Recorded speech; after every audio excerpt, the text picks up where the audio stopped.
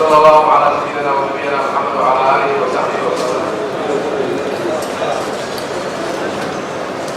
في أيها تلك مدحوينها في وسط الفدرالية مسؤوليها برلمان الفدرالية وغدا الدكتور محمد عثمان جواري مسؤوليها قراءة برلمان كامل الفدرالية الصومالية وغدا عبد الحاج عبد الله مدحوينها دولة بوزلاند الدكتور عبد الولي محمد علي قاس ku-xigeenka golaha aqalka sare ee baarlamaanka federaalka soomaaliya mudane abshir maxamed axmed safaari gudoomiyaha baarlamaanka puntland mudane axmed cali xaashi gudoomiye ku-xigeenada baarlamaanka puntland xubnaha labada gole golayaasha federaalka ee soomaaliya xubnaha golaha xukuumadda ee federaalka soomaaliya xubnaha golaha wakiilada dowladda puntland xubnaha golaha wakiilada dowladda puntland xubnaha golaha xukuumadda ee dowladda puntland mas-uuliyadda etoobiya wakiilka UN-ka ee galowga unsom iyo UNDP matasay isimada ururada bulshada culimaadiinka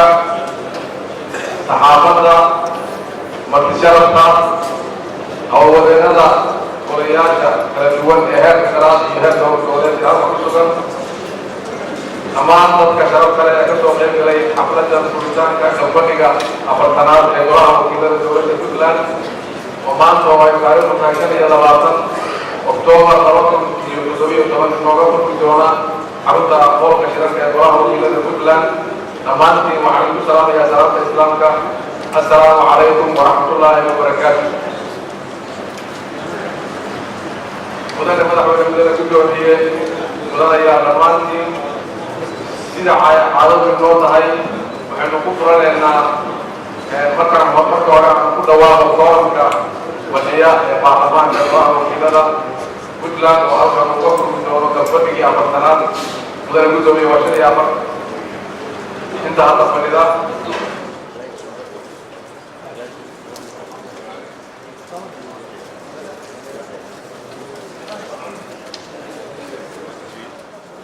I am delighted to attend this historic 48th session. gudoomiyaha aqalka hoose ee federal baarlamaanka ahna sii haya shirka madaxweynaha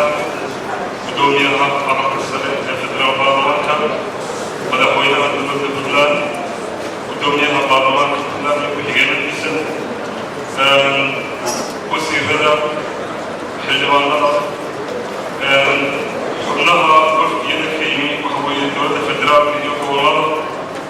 ururada bulshada ururada dumarka culimaha diinka dhammaan waxaan ku salaamayaa assalaamu calaykum waraxmatullaahi wabarakaatu anigoo ku hadlaya afka ergeyga gaarka ee u qaabilsan qaramada midoobay arrimaha soomaaliya waxaan ku faraxsanahay inaan ka soo qayb galo kalfadhiga afartanaad ee dowladda baarlamaanka dowladda puntland. This ceremony is taking place when the country is still reeling from the twin bombs in Mogadishu on 14th of October. kalfadhigani wuxuu bilaabmay iyadoo oo dalka uu ku jiro weli kasoo kabashadii iyo waxaweeye murugadii arrintii disastarka ahayd ama ee ka dhacday muqdisho 14 bisha. This unprecedented tragedy has affected every community, every family, and every Somali across the country. masiibadan ina haleeshay ee iyadoo kale aan hore loo aragin waxay saameyn ku yeelatay qoys kasta qof kasta iyo bulsho kasta oo ku nool Soomaaliya. Among them, we lost a daughter of Puntland, a UNDP Somalia staff member,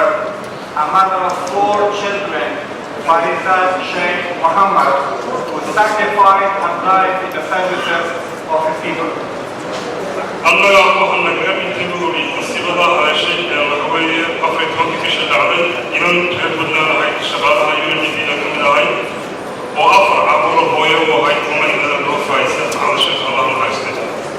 The response to the attack has been an inspiring demonstration of unity, starting with the bravery of first responders, the local people, the civil society, the federal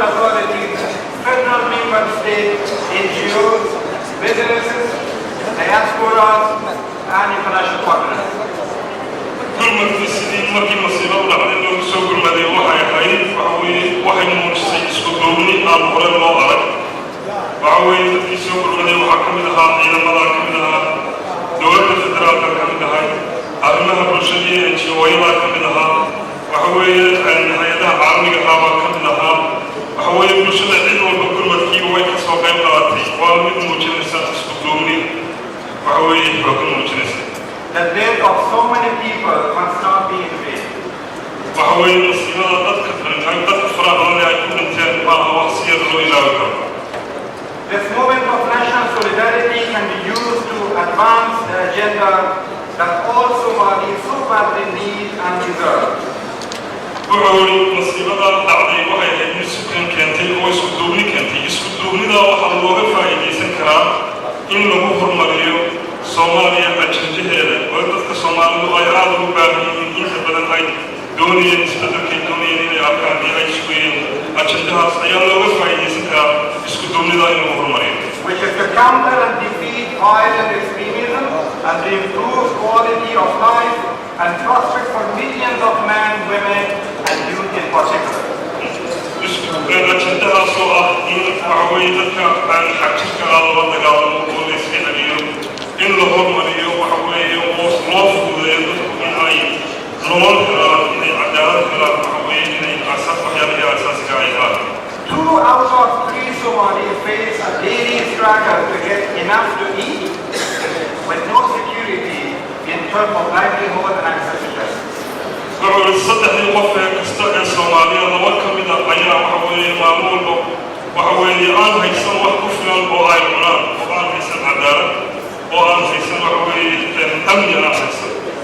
Somalia's progress has attracted a high degree of support from international community. We must maintain this to invest in security, institutional building,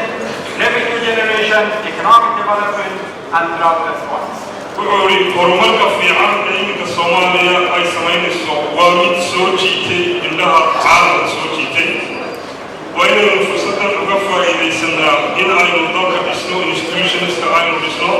waxaweye dakhli ururinta iyo waxaweye aynu dhisno oo xoojino waxaweye dhaqaalaha aynu kordhino iyo waxyaalahaas oo dhan uga faa'iidaysano ayaa loo baahanyay. But the key to progress is not external support. It is Somali leadership and ownership, as well as determination to solve conflict and differences in a peaceful manner, as stated by Honorable Sheikh, who was referring to the holy verse of Quran, where he said, "Wa'tasimu bihablillahi jami'an wa la tafarraqu." marka wuxuu yiri horumarka waxyaalaha aasaasiga u ah maaha in dad xaq dal shisheeye ka timaada iyo cid shisheeye ay keento maaha waxa horumarka lagu gaari karaa horumarka waxa lagu gaari karaa buuri dadka maamulka ee Soomaaliya hogaaminaya oo hogaankooda u kaca waxa lagu gaari karaa buuri in la isku duubnaado oo Soomaaliya ay isku duubnaato khilaafkooda iyo waxyaalaha ay isku hayaan ay dhinac iska dhigaan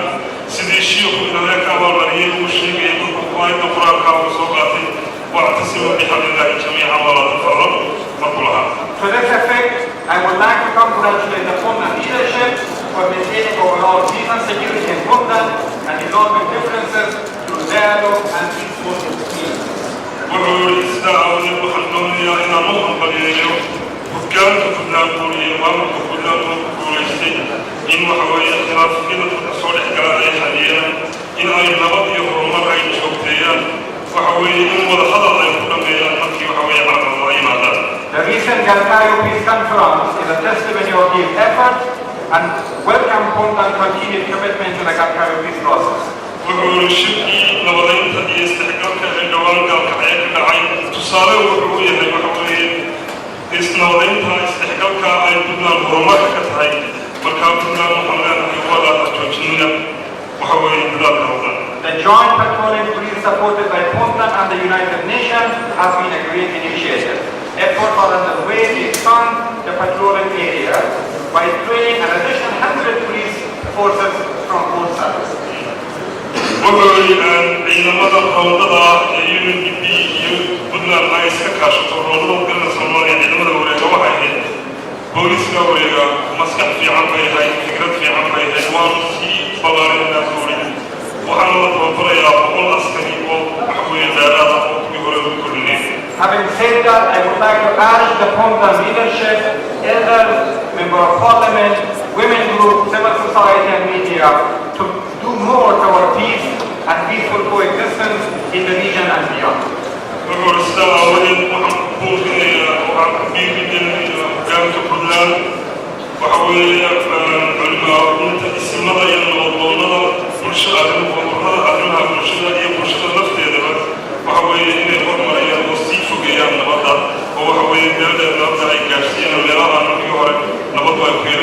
The UN is encouraged by the plan to hold the reconciliation conference in Galkayo, and we stand ready to support as necessary.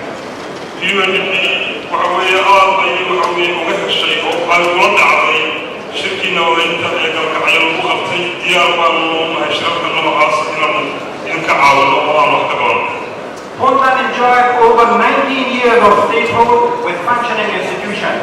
We are pleased by the recent visit of technical department from federal government of Somalia and federal member states observing Puntland progresses in different sectors, which can help to make use of foreign experience to benefit Somalis across the country.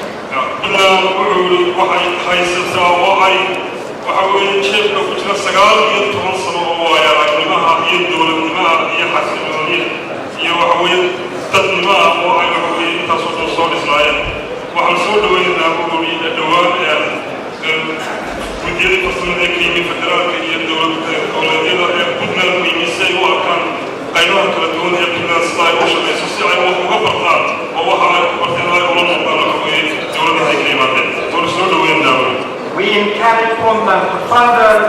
its positive and constructive political role in support of peace, unity and federalism in Somalia, guided by the interests of the people of Somalia.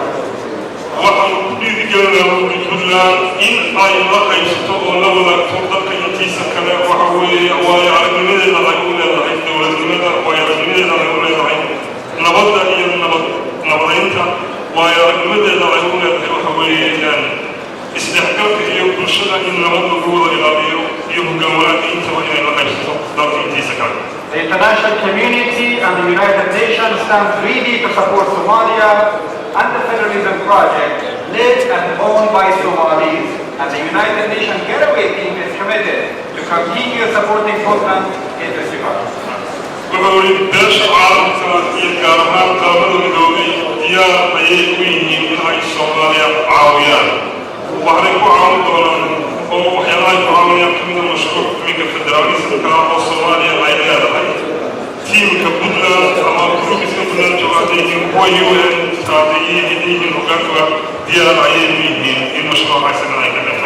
As UNDP, let me also take this opportunity to update you that UNDP support the Puntland Parliament continues today.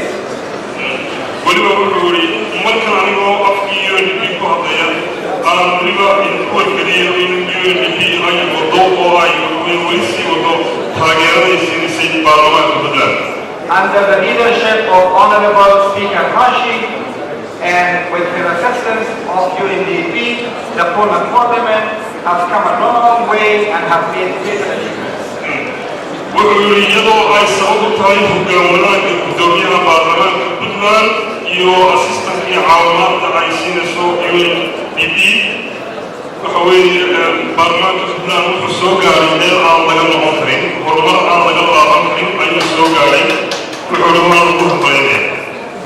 UNDP will continue to support Puntland Parliament,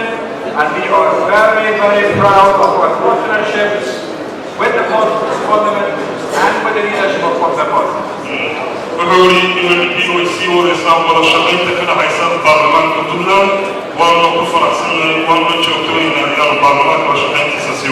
And with this, I wish you a very productive discussion during 40th session of Parliament. Indeed, this is a very historic moment for Puntland and for Somalia. Jazakumullah khair. Assalamu alaikum wa rahmatullahi wa barakatuh.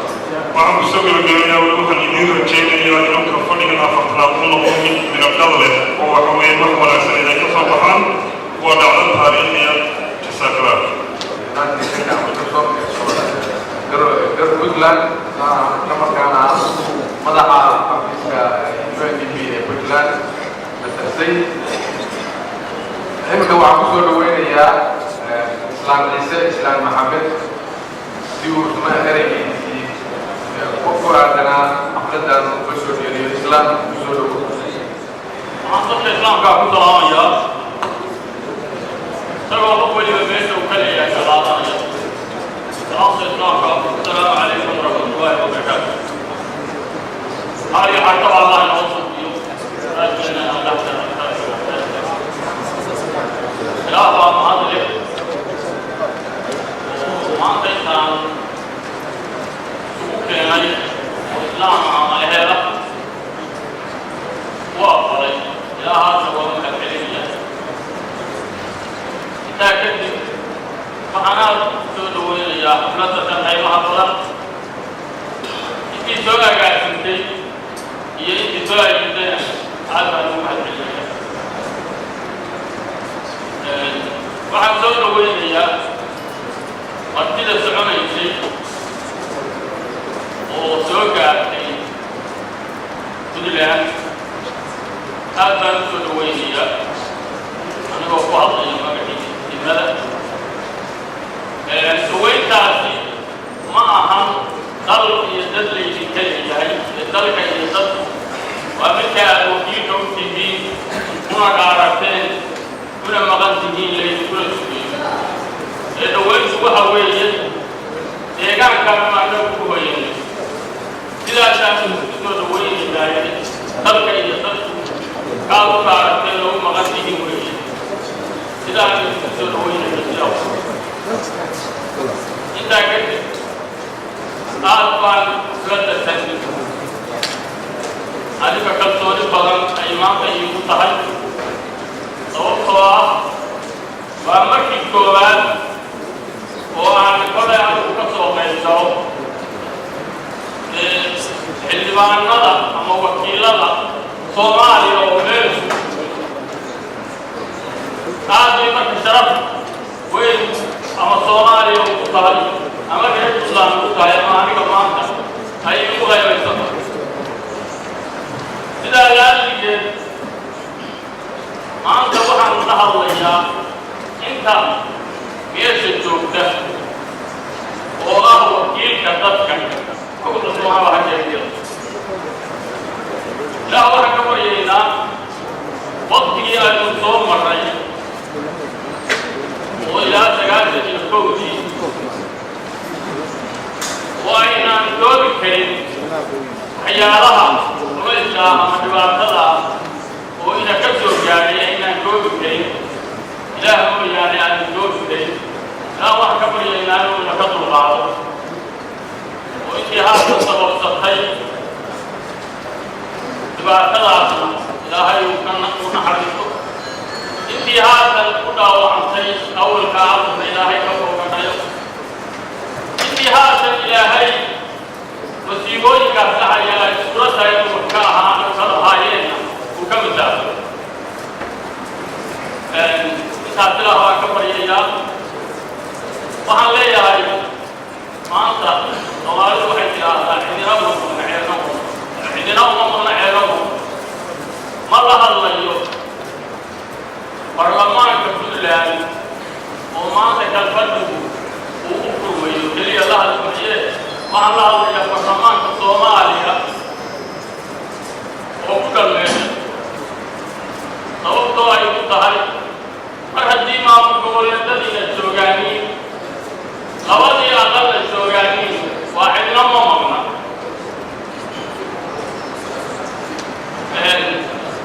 waxay ila tahay horta malabka waxaa loo daraadayo wax ka weyn ha soo qaato Soomaaliya intay jinsi ahaan la tahay waad garanaysaani inta aad wakiilka ku tihiin oo ugu dhaarateen waad garanaysaa waa dhow kun marba Soomaaliya markii loo eego xildhibaanada oo dhan inta ay tahay wakiilka ku tihiin waad garanaysaa inta aad wakiilka ku tihiin oo idin sugaysa wixii ay idinka sugayeen baa mid halagkan soogan iyo mid maqanba looga baahan yahay inaanu annaguna idinku ayidino wixii aanu idin digsanay idinkuna aanu la wey idinkana waxaanu idinka doonaynaa wixii aad wakiilka looga tihiin oo shalay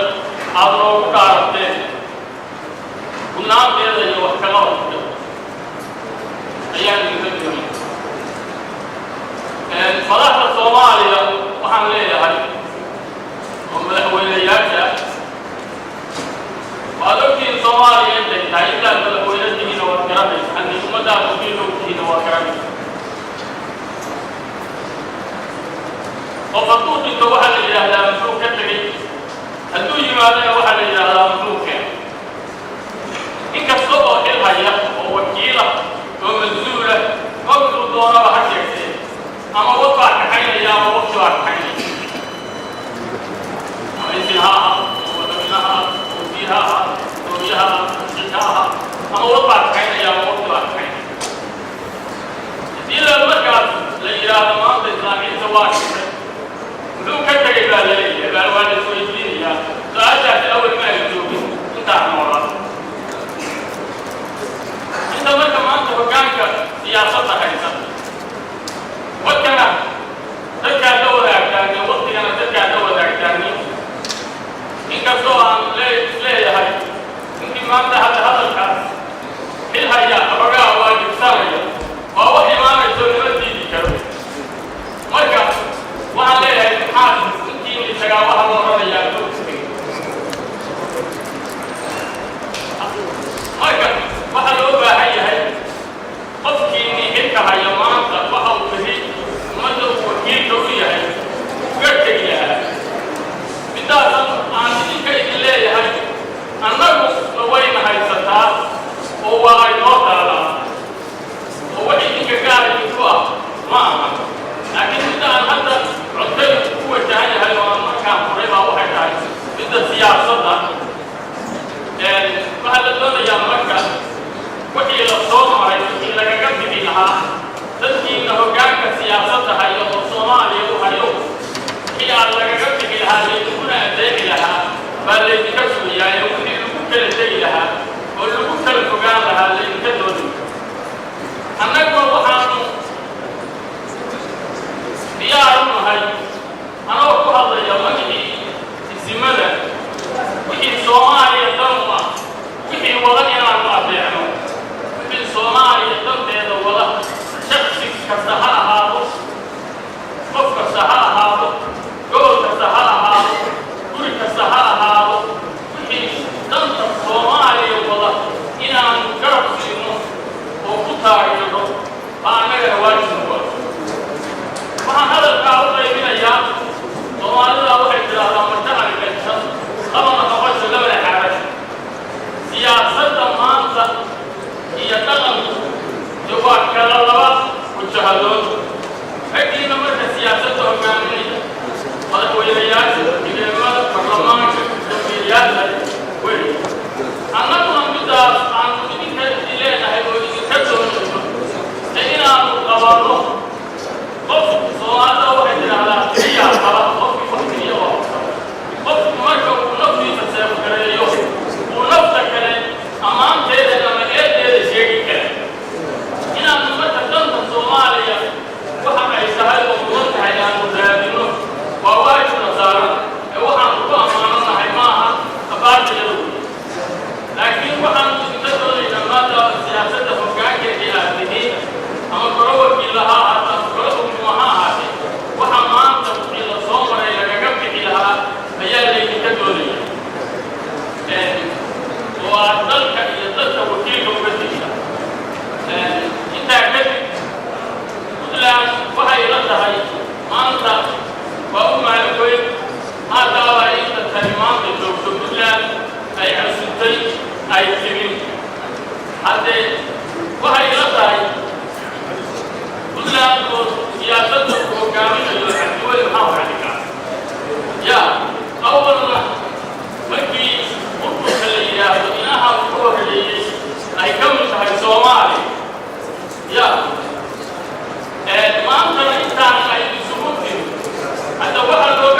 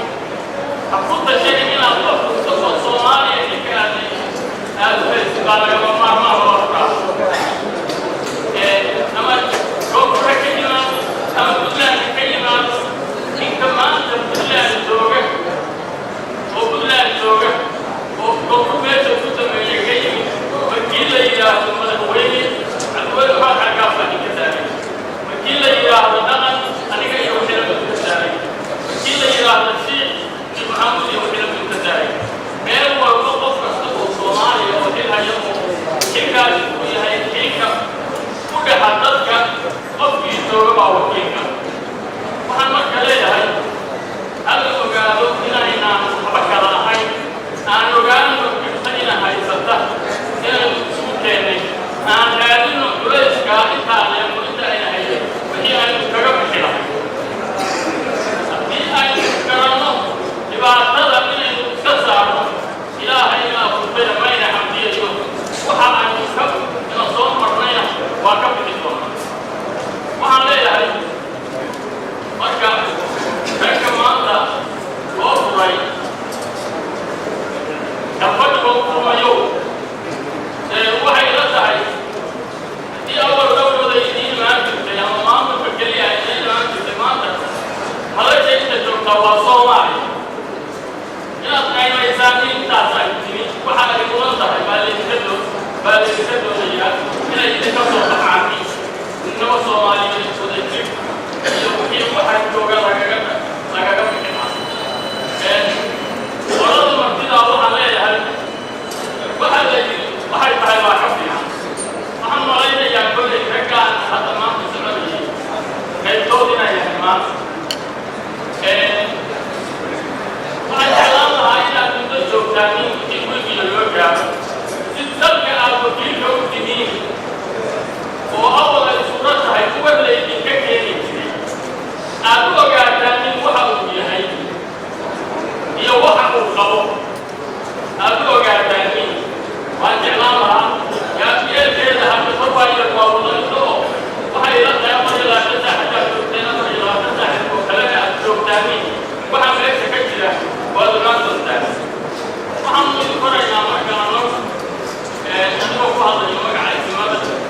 waxaan idin faraynaa salaam aad naga gaarsiisaan dalkii iyo dadkii aad ka timaadeen iyo midnimada Soomaaliya iyo wadajirka ayaan idin faraynaa dowladda Puntland waxaan ku soo dhaweynaynaa oo aanu leenahay Soomaalinimadu waxa ay tahay waynu ognahay waxa balantayo ay ahayna Soomaaliya markooda jiritaankeeda iyo midnimadeeda aynu raadino haddaynu nahay reer Puntland aad iyo aad baad mahadsantihiin intaasaan dowladana kula balooyaa asalaamu calaykum aad iyo aad u mahadsan yahay islaan ciise islaan maxamed dhaqanka ducada iyo tusaale kale iminka waxaan u yeerayaa mas-uuliyadda Ethiopia mas-uulka u fadhiya Puntland ismalaaj si uu isna erey kooban uga soo jeediyo munaasabadda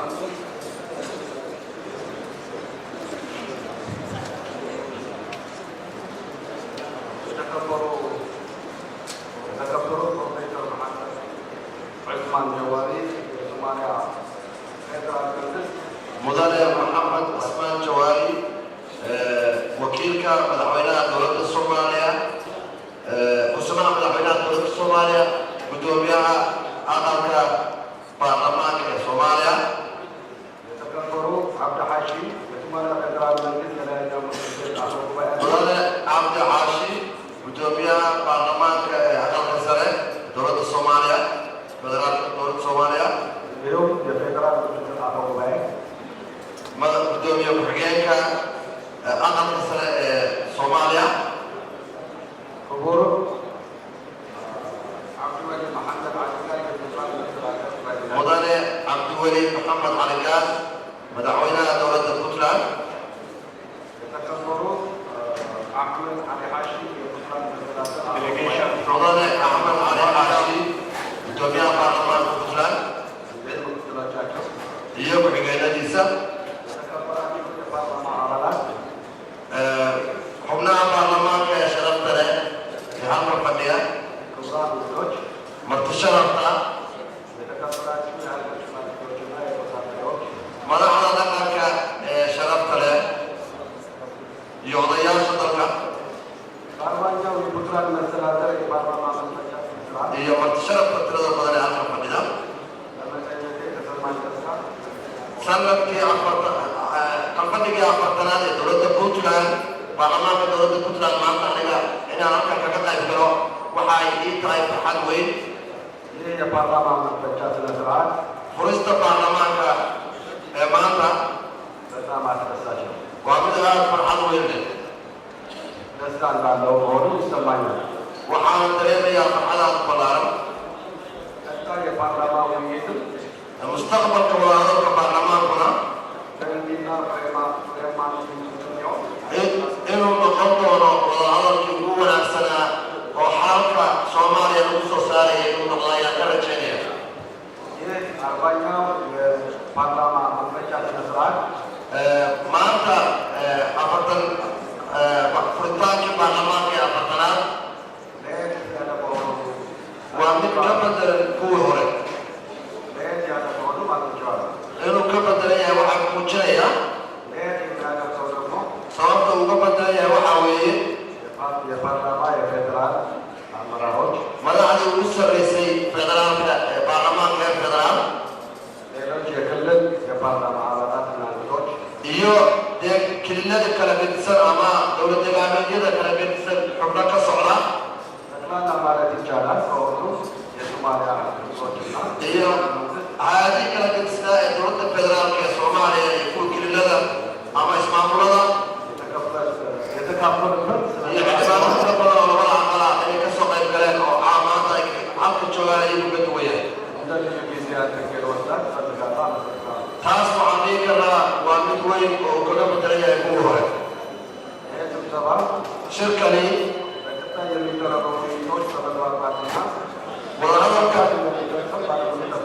wadahadalada baarlamaanka u yaalla ajandaha ay ka doodi doonaan sidii uu ahaa ay u fulin doonaan oo waajibaad wanaagsan laga soo saari doonaa ayaan sugaya waxyaalihii dhacayay oo la soo dhaafay isfaham darra hadday jirtay shirkan maanta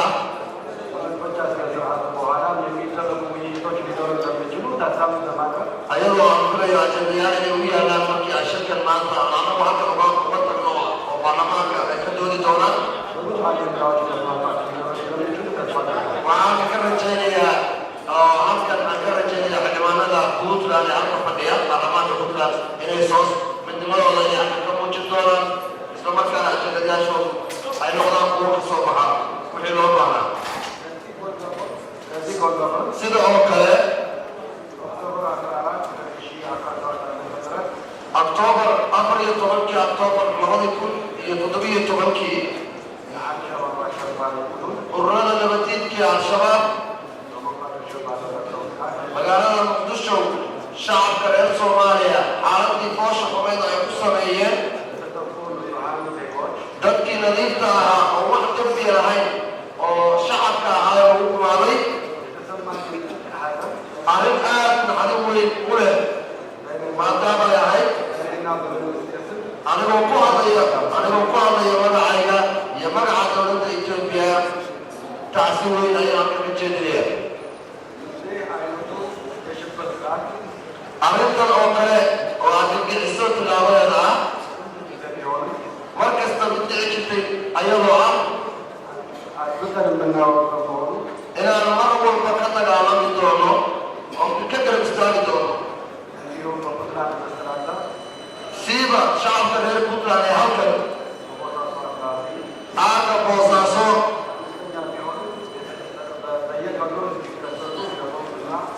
maalin kasta iyo toddobaad kasta qaraxyada iyo buubooyinka khasaarahan oo kale aan lahayn kaasna aad ayaan uga xunnahay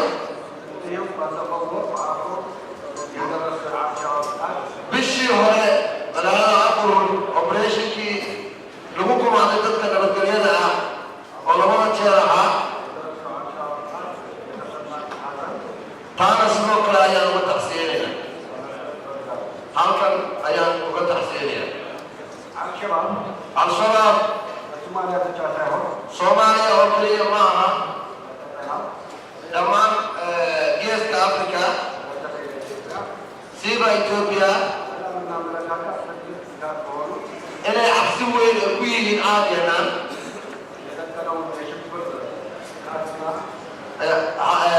jahooyinka ay u fakarayaan shacabkeena inay ku kumaadaan sida al-shabaab loo baabi'in lahaa annaga oo midaysan oo gees africa oo dhan ah hortegi doono oo aan ka baabi'in doono Soomaaliya oo aan ka guulaysan doono ayaan halkan idinka sheegaya dowladda Ethiopia ururada nabadiidka in la baabi'iyo wixii kasta oo looga hortegayo sidii hadda ka hor ay ahayd inay ku istaagi doonaan shacabka iyo dowladda reer Soomaaliya ku istaagi doono ayaan magaca xafiiska qunsuliyadda Ethiopia halkan kaga ballan qaadaya gabagabadii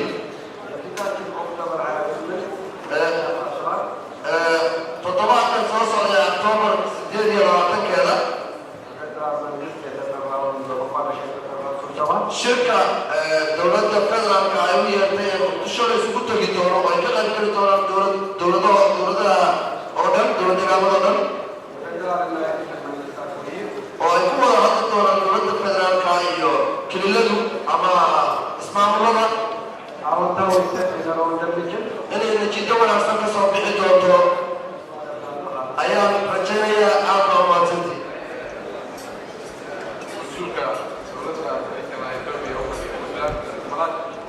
imikana waxaan u yeeri doonaa wasiirka beeraha dowladda federaalka Puntland ana xildhibaan golaha baarlamaanka dowladda federaal wasiirka beeraha dowladda federaalka Soomaaliya ana xildhibaan dowladda federaalka mudane Siciid Xuseen Ciid taariikhiya maanta waxaan rajaynayaa inay noqon doonto arrin soo noqnoqoto oo dhaqan noqota oo sidoo kale baarlamaanada dowladgoboleedyadu ay ka galaan furitaanka baarlamaanka federaalka anoo ku hadlaya xukuumadda federaalka Soomaaliya ee hogaamiyo mudane xasan cali khayre waxaan ku hambalyaynayaa baarlamaanka Puntland ka fadhigiisa waxaan u rajaynayaa inay howlaha u yaalla guul ku gaari doonaan horumarka runtii ka muuqda Puntland anu halkan aanu kor ka tegay waxaan u malaynayaa madaxweynuhuna federaalku ka yimid oo Puntland uu soo noqday anuguna xaggaan ka tegay xaggaan waa isla marnay laakiin horumarka runtii ka jira Puntland wuxuu ka muuqdaa halkan aan ku jirto oo ani markii ugu dambeysay aqalsan ama ka duwanaa isma ahaan iyo fadhi ahaan inta marka wargaroonka ku yaalla waxaan runtii ummadda Soomaaliya uga tacsiyeynaya dhacdadii foosha xumeyd ee ka dhacday Muqdisho isgoyska Soobe 4 Oktoobar anoo ku hadlaya magaca xukuumadda federaalka Soomaaliya waxaan uga mahadcelinayaa shacabka iyo xukuumadda Puntland gurmadkii runtii waxgoolka ahaa ee ka geysteen dadkii walaalahooda ahaa iyo dhibaatada ay ka soo gaadhay dacwada foosha waana wax runtii shacabka iyo xukuumadda Puntlandba ay waajibkooda ahaa aad ay ugu ammaan yihiin dhaqan ay u leeyihiin mar walba oo dhibaata ay ka dhacdo meel Soomaaliya ka mida inay u gurmadaan dacwadaasi masiibadaasi waxay ku bixinaysaa Soomaaliya dadka mas-uuliyadda ah ee heer walba ay yihiinba inay u midoobaan sidii shacabka Soomaaliyeed looga dulqaadi lahaa dhibaatada ku raagtay sidii loo suulin lahaa mushkiladda argixisada ay ku haysa dalkan runtii gacmaha la isku qabsado oo arrintaas laga dhabeeyo waxaan rajaynayaa oo u muuqataay sida gurmadka Soomaaliya meel walba ay joogta arrintaas uga fidaysay inay u midoon doonto in looga bedelo ficil ka tarjuma sidii loo xaqiijin lahaa baahiyaha iyo himilooyinka shacabka Soomaaliyeed ay ka rajaynayaan dadka hilalkooda haya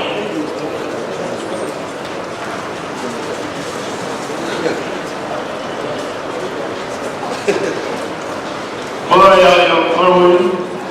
runtii marnabada waxaan ku celinayaa munaasabadda qaaliga oo maanta kulmisay odayaashii madaxdii baarlamaanada federaalka labada heerow iyo heerow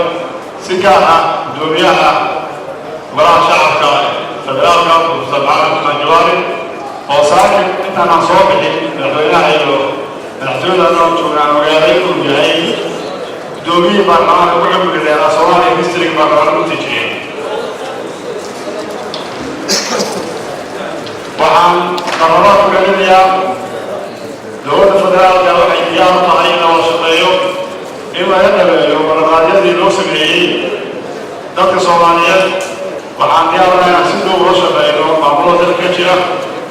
sidii loo gaari lahaa himilooyinka ay dadka Soomaaliyeed laga soo yahay waxaan aad iyo aad u soo dhaweynayaa oo ammaanaya kulanka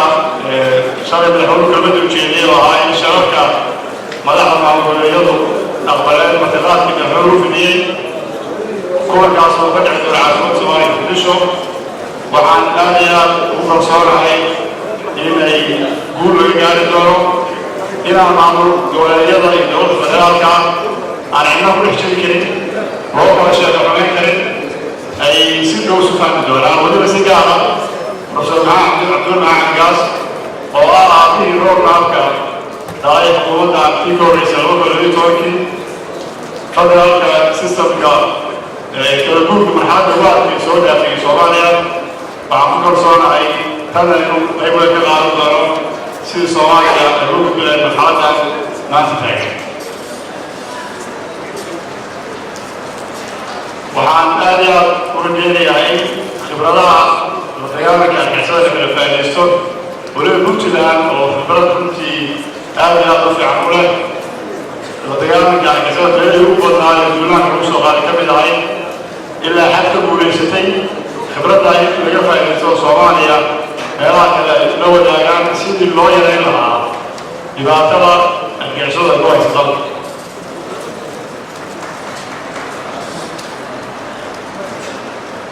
مدوني أنا وكم اليوم أنا بعيد بيسا عمسو كبكبينيا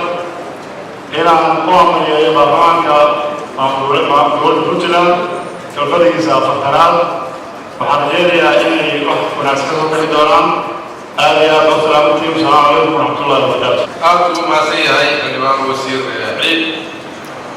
إمكا وعن يا دعويني وعن دولة بوتلان أنا سنتر كتسن أغلق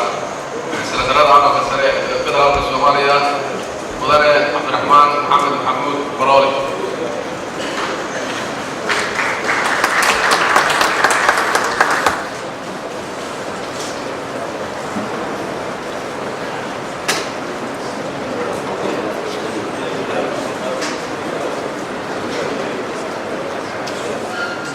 شعب ولينها لما أنتم والسلام يا السلام عليكم ورحمة الله وبركاته. ما أنتم والمالوين وكالفريق أفرسانات سنتكي الله سلام باسورة والله نبيو قال يتوسطروا والله بالإكسور التل سنتكي الله سلام باسورة وسنتكي الله كمالية دي لا هاي المهم وراها ما تعملون وحال السيلوي يقوم يتوكي وحال الوقت يكون كلان يشي أكل لابد يكون يلبي يتوكي وعمل معلومة حكومة الصومالية أنا أقول ما أنت سنتور دكتور كلان ويبقى كان عن ما تجلون عادي فرحت وينيا إلى الكسر ويومياشي الوضع على السرع زيادة الشعب الله شعبك يقدرياشي الوضع أقل بشكل ما أنت حلقة عنك يقولي مرادان أنا مركب وقوه الرئيسي وهذا السرع أو بسمي أو بما تقولنا هذا يسر وينيا مركب الله waxaan jeclaan lahaa marka inaan ka taxdiiriyo shilkii xumaa 14 Oktoobar ka dhacay Muqdisho waa xiisada caalamka iyo dad Soomaalidu isfiirsaday ay ka sameeyeen Muqdisho oo ay ku laayeen dad shacab ah oo fikirka oo haween iyo caruur iyo cid kasta aan aadayeen oo noqotay taariikhda gashay shilkii argagixiso oo labaad oo adduunyada intii ka dhacday hal maalin ku geeri waxaa ka geeri badnaa kii ka dhacay 2011 bishii Sebtembar ka dhacay 11 magaalada New York kaas kii labaad baa dhacay ilaahay waxaan uga rajaynayaa dadkii jirtay ilaahay u naxariisto intii ay saamaysay oo heerahayna ilaahay ka sabirsiiyo ummadda Soomaaliyeed dhammaanteed ilaahay ka sabirsiiyo waxaana ugu yeerayaa ummadda Soomaaliyeed dhammaantiinba in loo gurmado iyaga oo dadkaan ehelkaan oo gargaareen intooda weliba aan waxaysan taa la tira koobo la wada gaarsiiyo meel kasta oo la joogo waxaan kaloo ugu yeerayaa ummadda Soomaaliyeed inay ku midoobaan inay waddankooda cadowga ka horeeyaan dhexdooda ku jira oo iska soo saaraan oo in badan ilaahay ka waraysa laakiin ay sheegayaan inay soo saaraan ay ugu yeerayaan walaalayaal waxaa jira halkaan maanta aynu fadhino waa munaasabad weyn waddankeena marka soo socday dagaalka kayey ayaynu halkan ka soo baxnay isagu dhexdeeda aan isanayno mid qaban iyo kuduwan jira laakiin waxaa xoogay kan siyaasiga ah oo gacanta sheeganaya qaybisa khilaafkii aankii daweyn loo kala xirgalay dowladaha orinta ka xubnaha ka dowladda federaalka iyo dowladda dhexe waxa lagu fahmaa waa wax dadka Soomaalida hawdana ay ka dhexeen laakiin wax kastoo dhacbala daaweynta maanta waxaan ku fadhinaa oo ay isugu nimid maaha kalfadhigii afartanaad golaha wakiilada kullaa inaanu sugo keliya laakiin waxaynu halka ugu nimid oo isugu nimid aniga sida aan u arko waxa weeye khilaafkaas inaynu iska kaashano sidii loo qabsay deeriya 20 bishaan xamar lagu ballamay sida madaxweynuhu soo jeediyey shirkii hadda aan madaxweynaha ka qayb galay calimasaarkii madaxweynihii Hirshabeelle ra-iisul wasaaruhu yimid oo madaxweynayaashuna ay joogaan oo isku arkay waa lagu ballamay in la tago wuxuu noqonayaa qoritaan khilaafka in laga hadlo iyo laga hadlana waa dhamaystir la dhamaystir iyo samayn in dadka Soomaaliyeed inay iyagu wanaagooda ka shaqeeyaan ilaahay kusoo sheegay ayay ka shaqeeyaan dastuurka in la dhamaystiro dastuurka uusan noqon mashruuc lagu shaqeysto master plan iyo waxbaa la maqlahay master plan anagu ma shaqeysanayno dastuurkan waa dhamaystiri waxaa ka dhiman oo qura wax yar oo taataabasho u dhowrgeed gaba hoostiisa laga tago waa lagu dhamayn karaa dhowr maalmood wax ka ogaanay hadday gacanta geliyaan iyo daacadka hadda goorasayii iyadii baarlamaanka oo dastuurka dibu eegid weeye dastuurka maaha waxa hadda la samaynayna dibu eegid meelaha ka dhiman yihiin iyo in la israaciyo dabadeedna shirweynaha siyadoo u marayn maayo waxaana shaqaatiiga ka hadlaan meelaha caalamiga ah dadka Soomaaliya aan ka warayn haddii waxaa la qaadanaya qofkii hal sida qolii hal sanadka 2020 bilowgiisa maba sugay inay soo geli kartiin ninka ilaahay lado laakiin aragtidayda anigu waddankaa bisaabkana u marayn maayo laakiin waxaa la samayn karaa habsi caamilsoow u madax bannaan yahay dadka caamilsoowka dadka Soomaaliya waa lagu samayn anaga ka farsamay waxaan mara gashanayaa intii joogtay kuligii doorashada oo Puntland markii halkan sida loo qaaday golahan maanta aan fadhino saasusan bishii abril 10-keedii shirkadii isugu timid waxaa mulsowka ka ahay Puntland oo dhan deegaamadeena inaanan hal qofa oo sida anagu aan nagu codey ah inuusan ku jirin sida baarlamaanka maanta fadhiya waa taa ku sheegaya hal qofa oo anagu aanu gacanta gelinay inaan anagu la soo baxno midda reebdoosa ku jiro waa ii sheegay sidaasoo kale hadduu noqon doono abti kooban baa saasaa waa sii tilmaamaya mashruuc mana balbaahan masal banaana oo lagu shaqeeyo oo NGO-yo isdaba saaran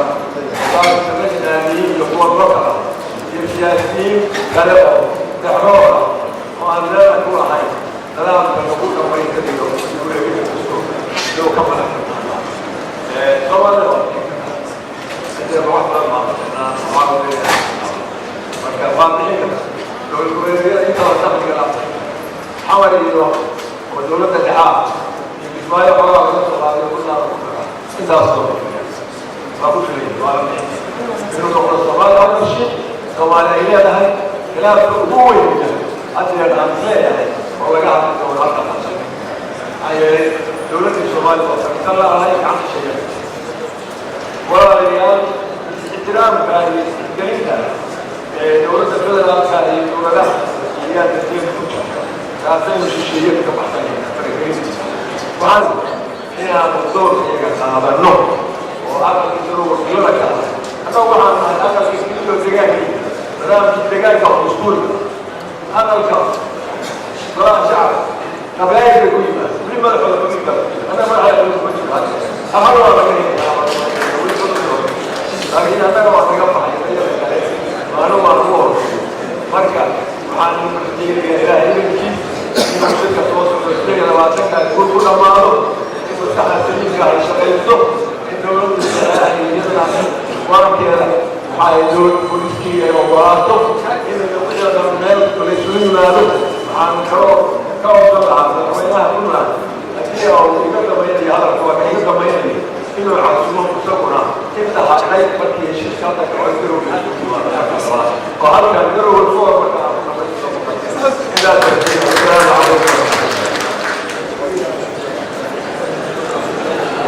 أرجو ما فيه هاي سنة العقارات عام صفر أنا ضربي ما يقول لا كم كوحدون يريا وأنا عبدي حاج عبد الله دنيا هذا مثل بعض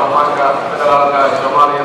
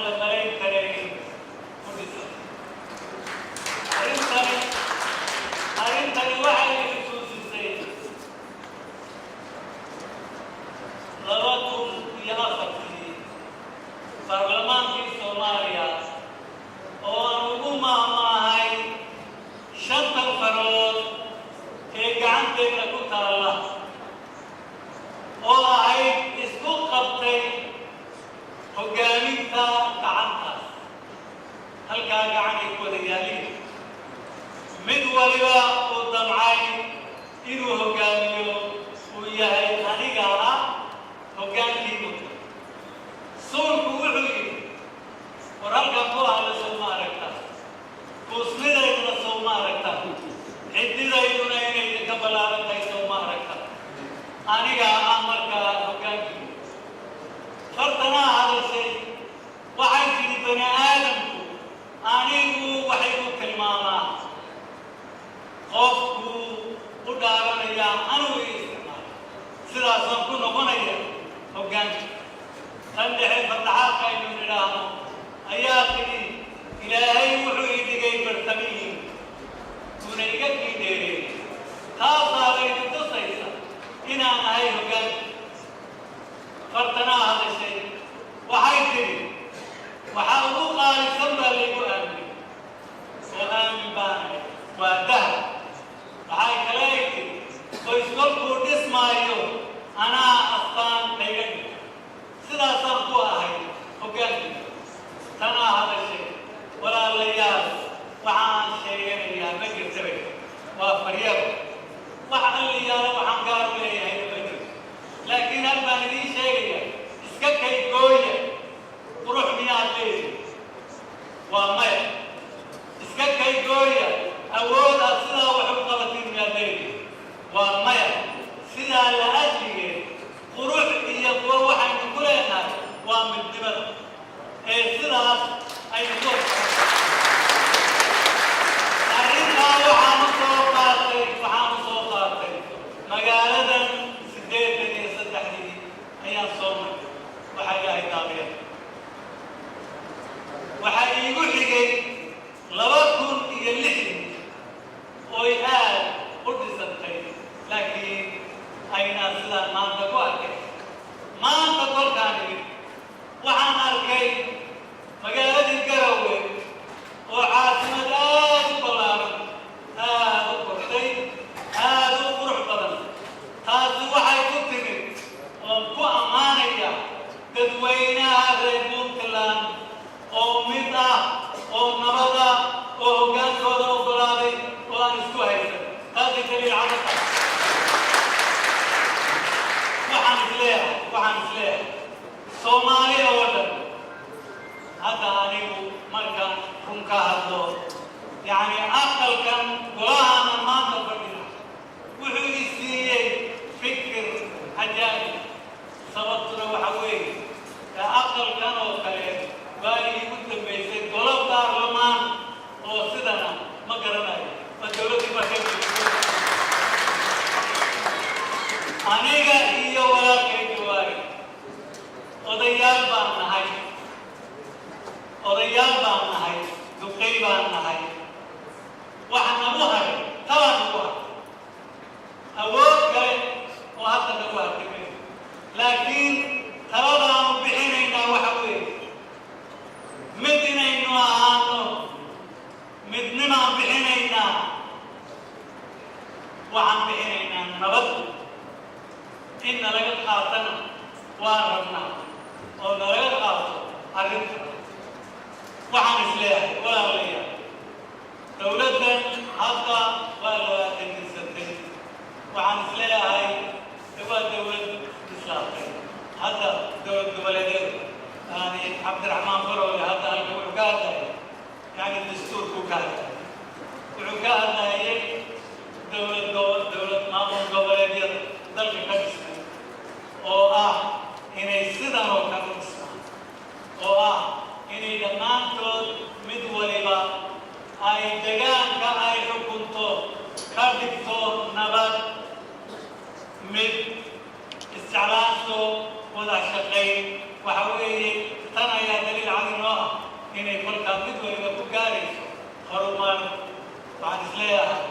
تذكر سومالي جودهانتي وحن سوجي دنيا من نمو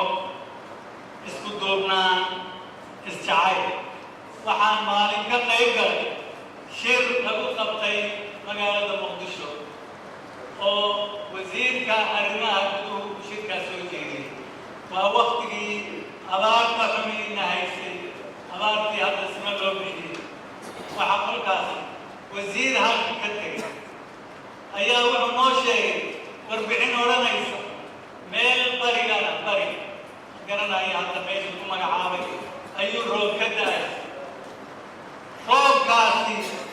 ميل كتا عرب إلا عرب صومالي ويسلتي laba isku qabsatay ma jirto yacni daaqii yaraa ay soo baxay dadkii Soomaaliya oo dhan meesha bay isugu yimaadeen dagaalna kama dhicin la iskuma diidin daliil cad waxay u tahay arrintaas dadka Soomaaliyeed cadow isuma aha dadka Soomaaliyeed isma naga dadka Soomaaliyeed wuu isjecel yahay laakiin waxaan u arkaa siyaasiyiinta oo keliya ayaa wax ka jira siyaasiyiintana waxaan leeyahay shantii farood sidaan ku sheegay waxa weeye aan isu oggolaano hoggaaminta dalkeena inay ku jirto inaynu wax isu oggolaano oo dalka dalkeena aynu ka saarno dhibaatada uu ku jiro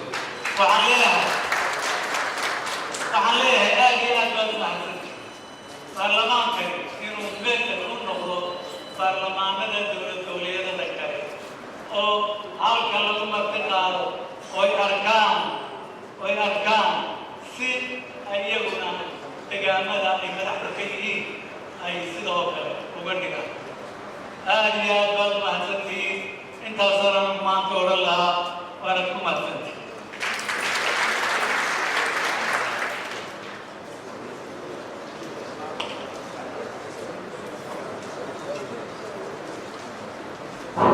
yahay gudoomiyaha baarlamaanka aqalka sare ee federaalka Soomaaliya mudane Cabdi Xaaji Cabdullaahi iminka waxaan ku yeerayaa kursimaha madaxweynaha dowladda federaalka Soomaaliya ahna gudoomiyaha baarlamaanka federaalka Soomaaliya mudane Maxamed Sheekh Xusmaan Duwaani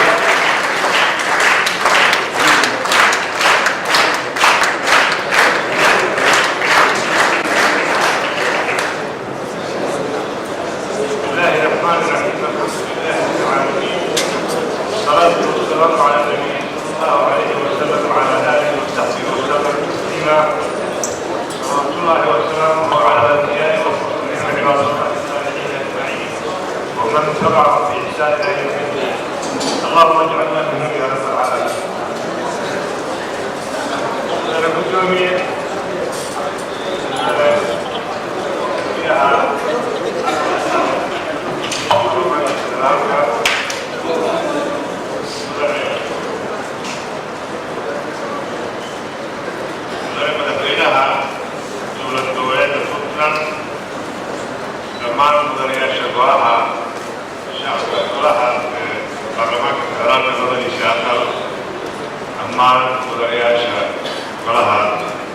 wakiilada Puntland akhyaarta culamada isimada iyo odayaasheena sharafta leh dhammaan muwaadiniinta qadarinta gaarka nagu leh martida sharafta leh walaalow iyo walaalay assalaamu calaykum waraxmatullaahi wabarakaatu inaga guddooma salaan diiran iyo qadarin gaar mudane guddoomiye magaca golaha shacabka jamhuuriyadda federaalka Soomaaliyeed guud ahaan iyo gaar ahaan magaca xildhibaanada qaranka ee igu wahdiyaan waqtigayga naga guddooma salaan diiran iyo qadarin gaar ah oo ku dheexan kalgaceel aan la koobi karin oo hirow aan u qabnay aws waxaad kaloo iga guddoontaan salaan gaar ah iyo hambalyo iyo bogaadin iyo igu soo tilqaamay madaxweynaha jamhuuriyadda federaalka Soomaaliya mudane Maxamed Cabdullaahi Maxamed oo hadda shaqo qaran awgeed dalka uga maqan oo igala soo dardaarmay salaadka diiran soo tegsa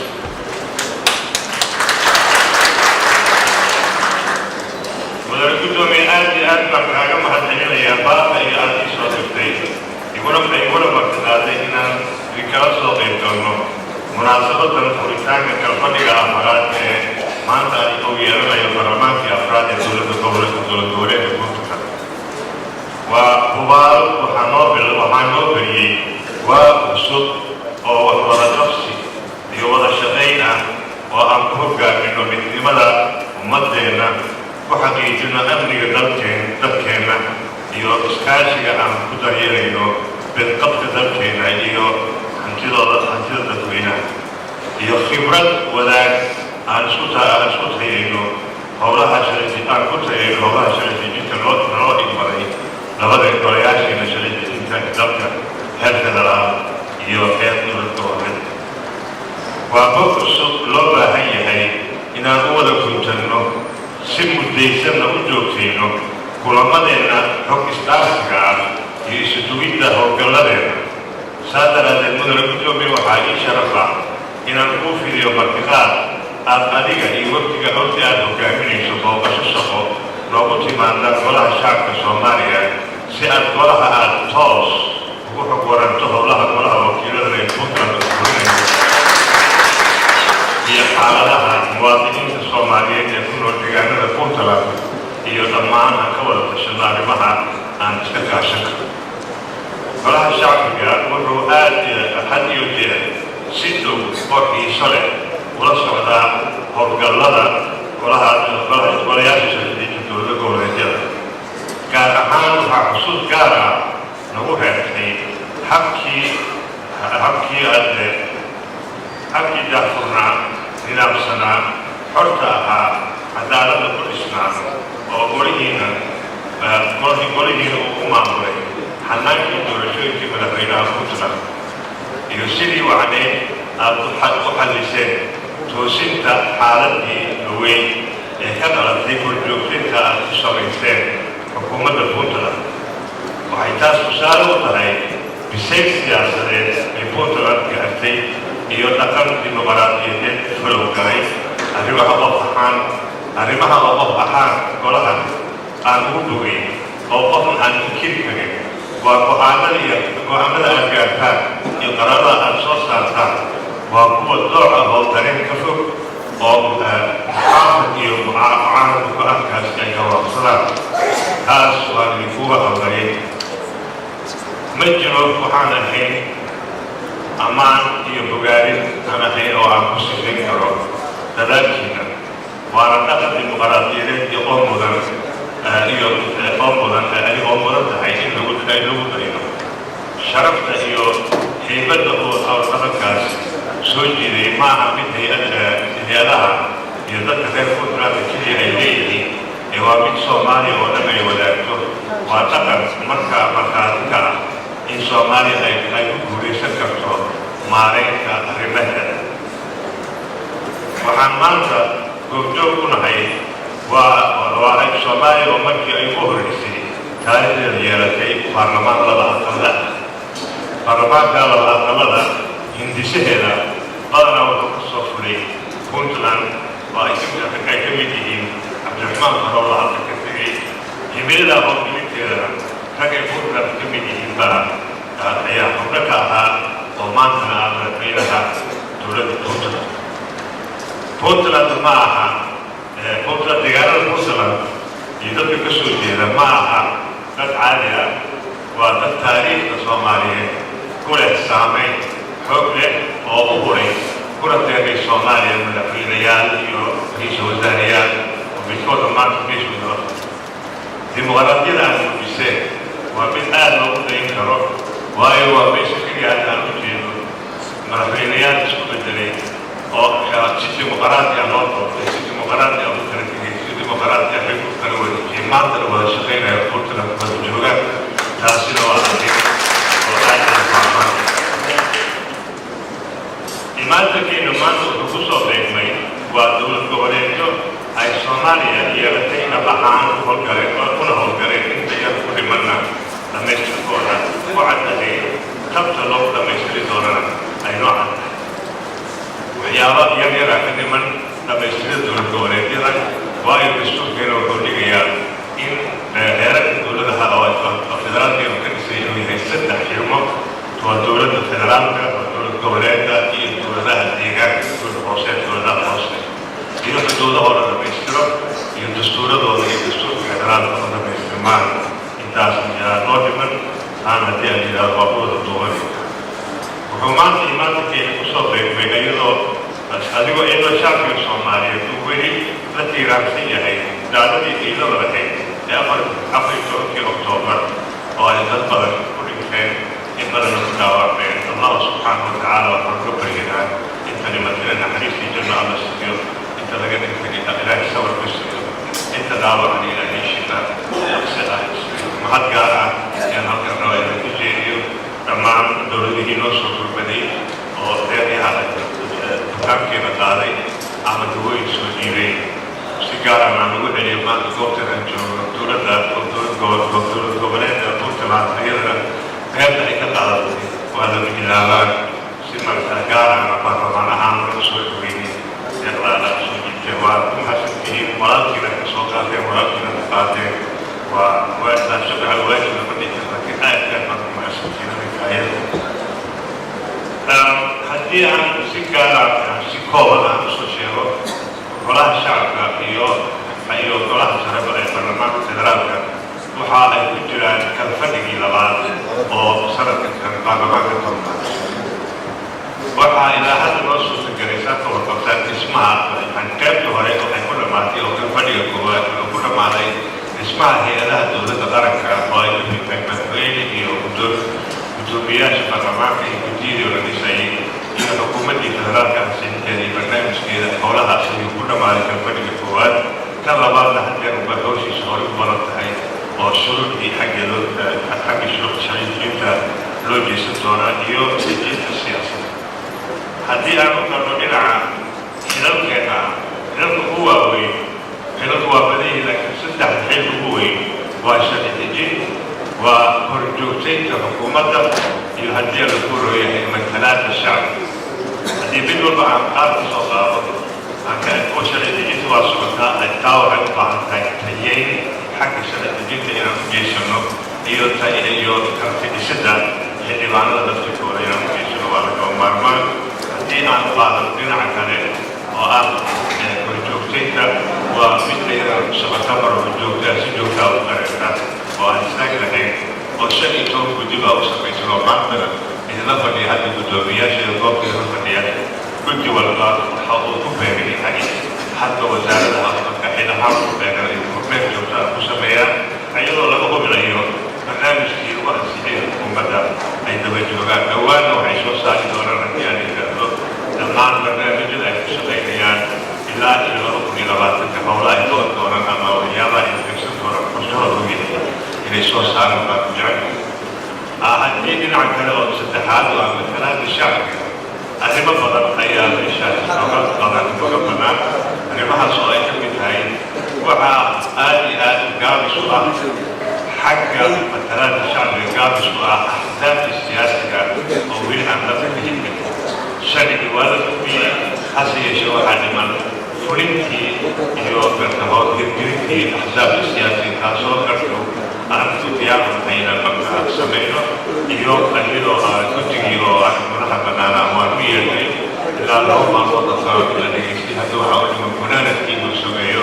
تاسو أي كسوتي دا فرشها لا أعرف ما تذكر السؤال يمكن أحزاب السياسية يو برنامج كامل يقول من أيام تكسو سكري كريسون إن دعوا الدور شون قلتي ما حبوا كل سمي هاي نبكم يلباتن أنا ما هاسي وادو يا أبي أقول لك روبا إلى كسوات من المعلومات أنا تسوي مهيسك ومهيسك هذه دوبة هي حاجة يبغى يستر حاسس أطلع منها حاسس أطلع ذلك ما تبيشان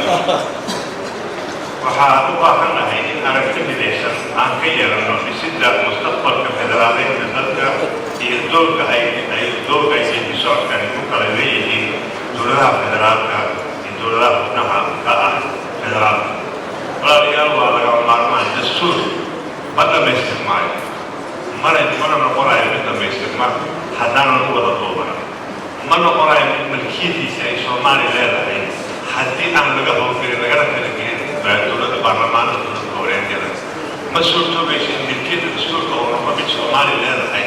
حتى أنا البرلمان دولة كذا بسنة الشهر برونيش الدستور غير كأه دولة النور أيوة قرطة كذا كذا إنجليزي وهذا البرلمان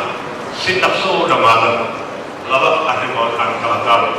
حنا أنا كان لوري بدي ذكر annagu waxaa laga maarmaana arrimaha u baahan go-aan siyaasadeed in laga gaaro waxaa laga maarmaana in xukuumadda federaalka iyo xukuumadaha dowlad goboleedyada ay wadahadal iyo wadaxaajood galaan gorgortan adag ka galaan xagga qoondaynta awoodaha ay kala leeyihiin dowladda federaalka iyo dowladaha goboleedyada in la kala saaro ay kusoo heshiyaan ay soo gorgortamaan ka bacdina u soo gudbiyaan wejiga isku dhafka ee baarlamaanka federaalka uu leeyahay oo diyaarada arrimahaasi ugu rogo af qaanuuni ah una gudbiyo baarlamaanka federaalka si loo arsiyo waa lagama maarmaan in xukuumadda federaalka iyo dowlad goboleedyada ay wadaxaajood iyo wadahadal iyo gorgortan ka galaan xagga wadaagga khayraadka iyo xagga wadaagga dakhliga iyo xagga maamulka mabaadi'da guud ee maamulka lacagta lagu sameeyo saa daraaddeed waa annagu waxaan kusoo dadaalaynaa doorkeedu noqon doonaa in xukuumaddii federaalka aan soo dirno idinkana doorkeedu wuxuu noqonayaa in dowladdii xukuumaddiina dowlad goboleed kastaba xukuumaddeeda iyo ururadeeda bulshada rayidka ah inay wadatashi la gasho ka bacdina ay ka soo baxdo dukumenti oo puntland la yidhaahdo oo ay la iman karaan shirweyne guud oo loo qabto looga doodayo baarlamaanka lagu soo gumaana taa waxaa weeye dowlad goboleed kastaba waxaan ka doonaynaa inay la timaado qorshe saa waxaanu ballan qaadaynaa in aan xaqiijino in si buuxdana u taageerno in xukuumadaha iyo golayaasha sharci iyo dowladaha goboleed ay doorkooda ka qaataan dib u eegista dastuurka waxaan rumaysnahay in loo baahan yahay in wadaxaajood qoto dheer iyo gorgortan adag la sugayo in heshiis iyo go-aano siyaasadeed laga gaaro arrimo ay ka mid yihiin kala qoontaynta awoodaha ay kala leeyihiin dowladaha federaalka iyo dowlad goboleedyada soomaaliya wadaagga khayraadka dabiiciga ah wadaagga maaliyadda guud iyo dakhliga nidaam dowladeedka aan yeelan doono nidaamka garsoorka nidaamka hay-adaha amniga iyo howlaha ay kala leeyihiin iyo kuwa kale oo ka soo ifbixi doonaan markii ay wadaxaajoodkaasi ka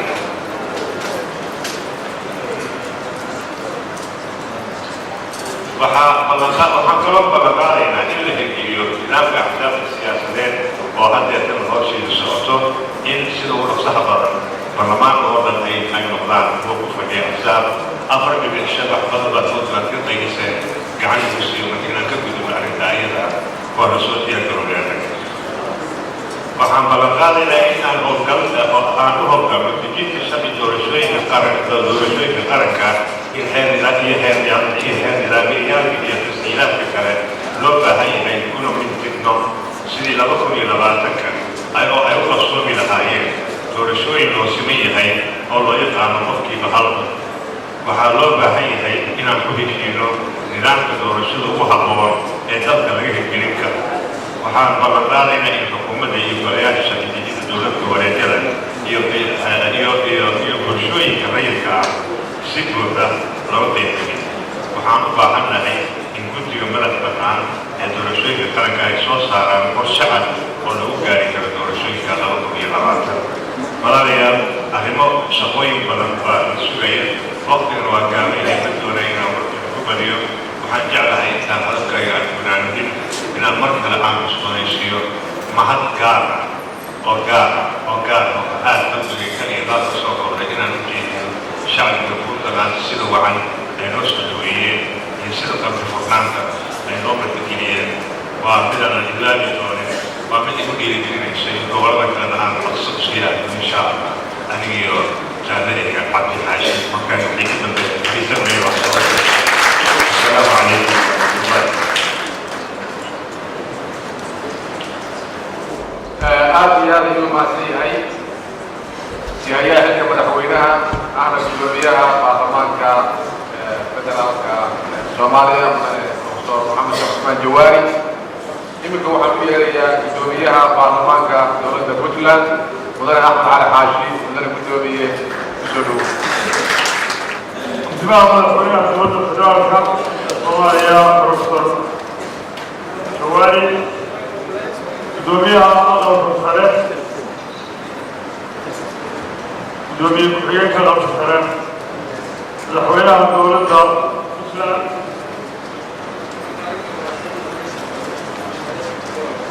ku-xigeenada baarlamaanka puntland xubnaha golayaasha federaalka soomaaliya xubnaha golaha wakiilada puntland golaha garsoorka iyo golaha xukuumadda madaxda gudmeedyada madaxweynihii hore ee puntland ahna senator soomaaliya wakiilada etoobiya maamulka gobolka iyo degmada ciidamada dalabka sida hay-adaha caalamiga iyo kuwa maxalliga saxaafadda howlwadeennada golaha baarlamaanka puntland iyo dhammaan sharafkood waxaan ku soo dhaweynayaa salaamta islaamka assalaamu calaykum waraxmatullahi wabarakaatu mudane madaxweyne mudanayaal iyo gurwey ugu horeyn anigoo ku hadlaya magaca golaha wakiilada puntland waxaan halkan tacsi uga dirayaa dhammaan ummadda soomaaliyeed ee qarixii 14 bishii oktoobar 2017 ka dhacay isgoyska soofeed ee magaalada muqdisho waxaan leeyahay intii dhimatay allah ha naxariisto inta ku dhaawacantayna allaha caafimaado anigoo ku faa'idaysanaya munaasabadan waxaan halkan uga mahadcelinaya guud ahaan waddamadii iyo hay-adihii iyo cid kastoo u soo gurmatay inay garab taagto ummaddii soomaaliyeed kadib qarixii 14 oktoobar waxaan ammaan iyo bogaadin u soo jeedinayaa shacabka iyo dowladda puntland meel kastoo joogaan dadaalka abaabulka iyo taageerada ay u muujiyeen uguna gurmadeen gobolladooda soomaaliyeed oo ay dhibaatadu ka soo gaartay qarixii ka dhacay magaalada muqdisho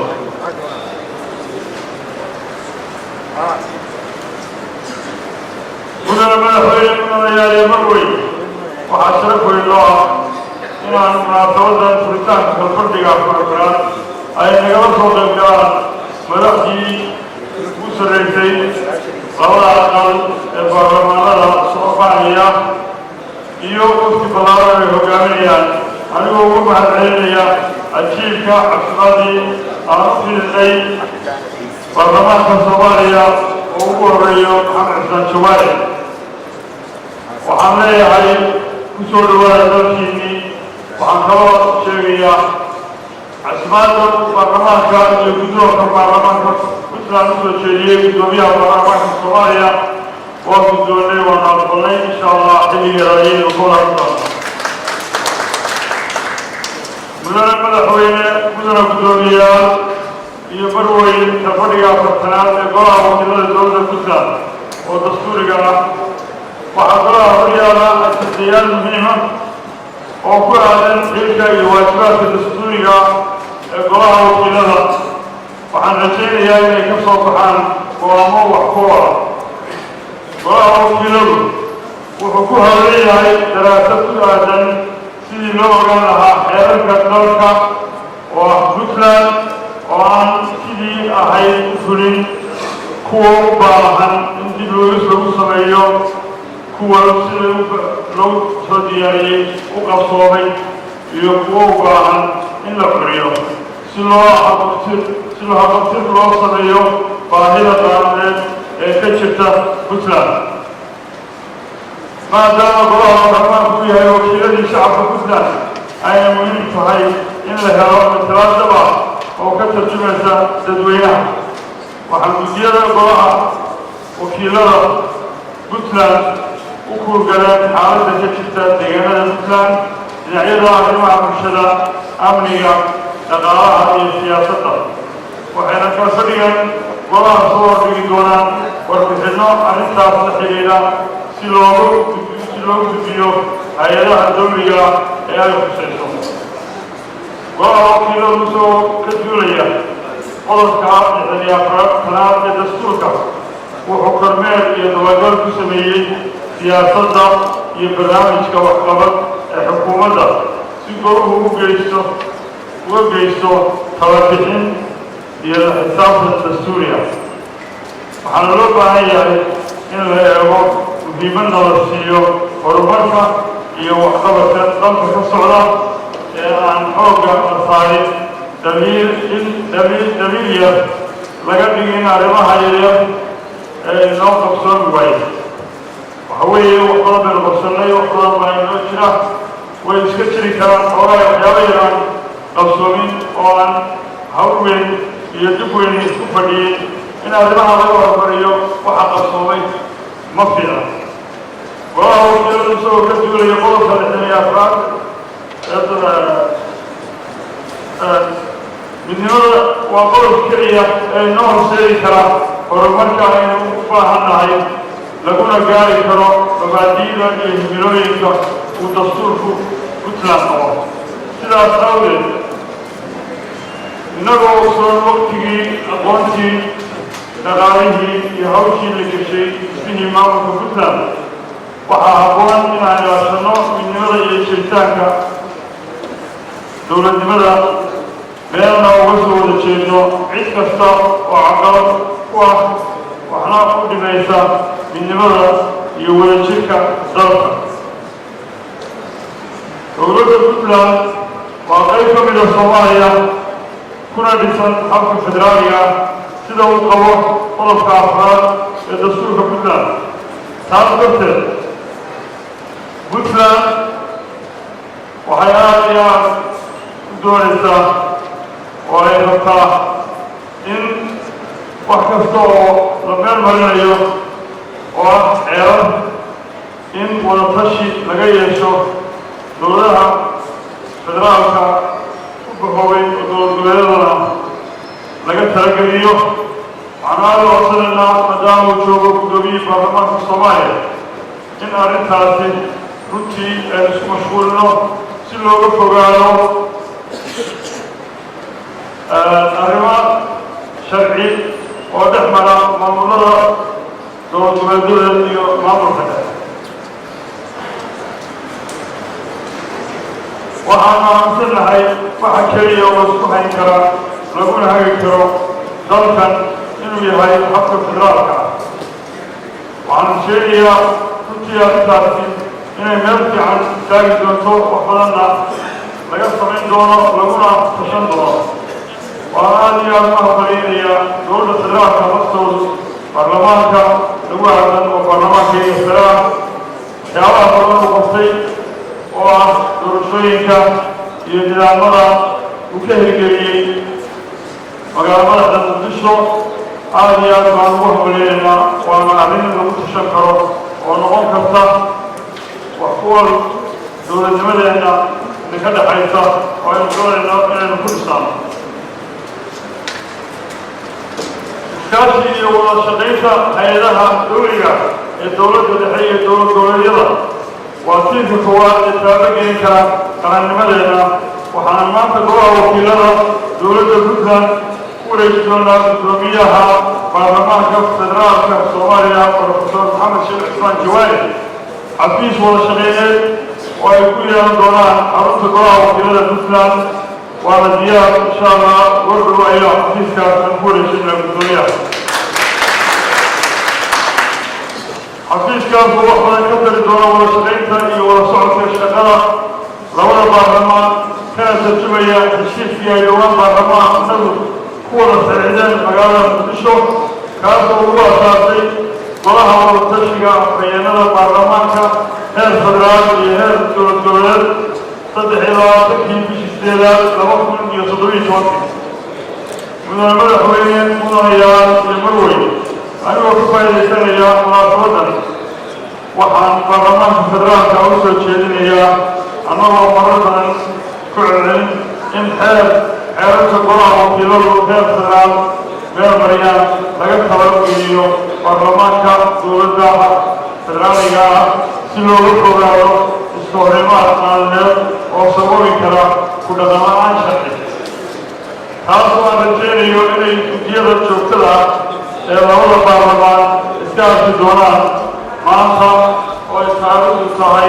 25 Oktoobar 2017 waxaana ka soo bixi doonaan aan rajeynayo inay tari doonaan dhammaan Soomaaliya ee beherka mudane madaxweyne mudanayaal iyo marweyn anigoo ka faa'iidaysanaya munaasabadan waxaan baarlamaanka federaalka soo jeedinayaa annagoo marar badan ku celcaamayno gabagabadii waxaan dhammaan ummadda soomaaliyeed gaar ahaan shacabka puntland meel kastoo ay joogaan u rajeynayaa guul midnimo iyo barwaaqo waxaan ugu baaqayaa inay iska kaashadaan amniga horumarka dalka meel nooga soo wada jeedaan cadowga ummadda soomaaliyeed waxaan ku soo dhaweynayaa mudane madaxweyne waxaan ku soo dhaweynayaa kalfadhiga afartanaad ee golaha wakiilada si aad u fursid kalfadhiga afartanaad ee golaha wakiilada ku soo dhawow mudane madaxweyne. bismillahi raxmaani raxiim gudoomiyaha golaha shacbiga ee dowladda federaalka soomaaliyeed ahna xusiyaha madaxweynaha dowladda federaalka ee soomaaliya mudane maxamed sheekh cusmaan jawaari gudoomiyaha aqalka sare ee dowladda federaalka ee soomaaliya mudane cabdi xaashi cabdullaahi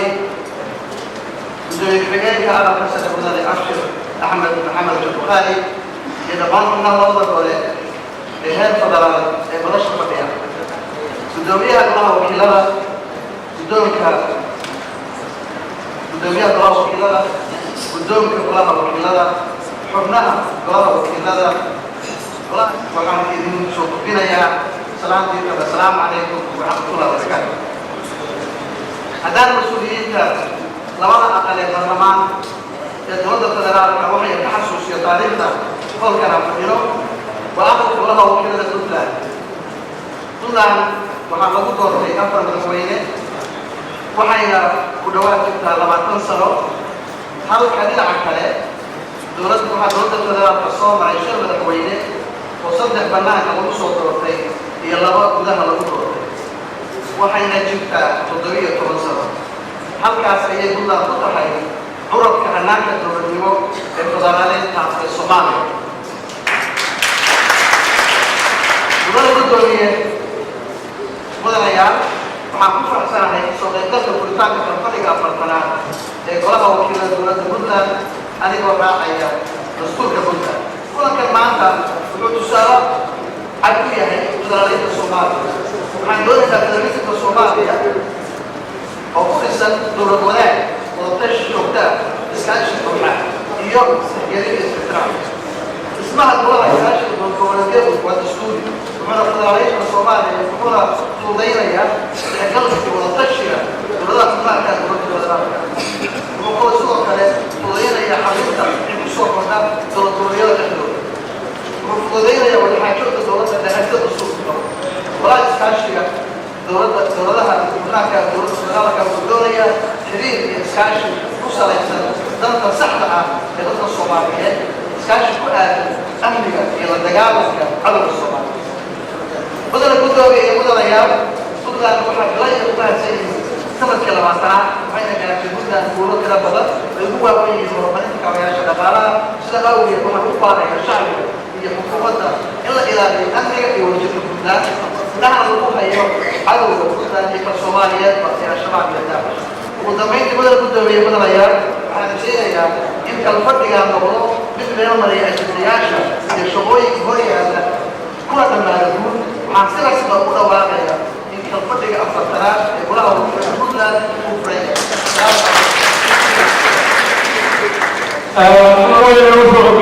iyo sharafteeda ku dhamaatay qolada ku furiyay waxa uu warbaxaya madaxweynaha iyo gudoomiyaha doorka baarlamaanka waxaan ugu wareejinaynaa xafiiskii inta xafiiska wareejinaya ayay baxayaan dhammaan waa mahadsantihiin.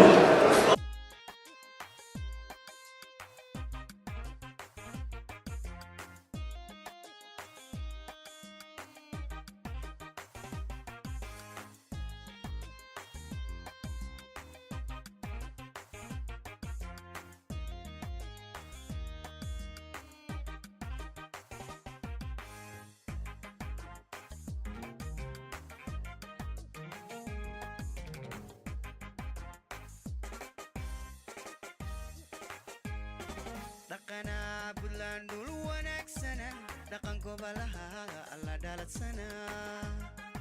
hidada xaalayo shacab dhiirano wada jira dhammaan dhibta neceb lahaa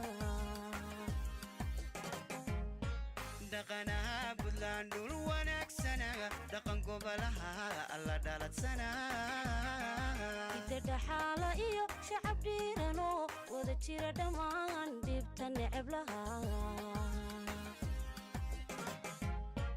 احمو الشعب لان كل حبري نوغان دوغا مودوغو كل دوغو بارانيو هدفتيمو دانكا باري عربيو دالحيس لولودو إدا حقي بلان إدا ويقردو داري قندلا يدوب أي العرميو يروي دمو دولكنا بدو تالي وسو دوي يوسو دوي دولكنا بدو تالي وسو دوي دحمو شعب بلان بلان كل حفري نوغان نوغا مودوغو كل دوغو دودا إيو كركار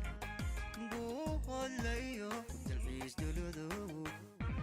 إدحقي بلان إدوي قردو دهر إيه قندلا دودب العرميو يروي دمو دولكنا بدو تالي يغسو دوي دولكنا بدو تالي يغسو دوي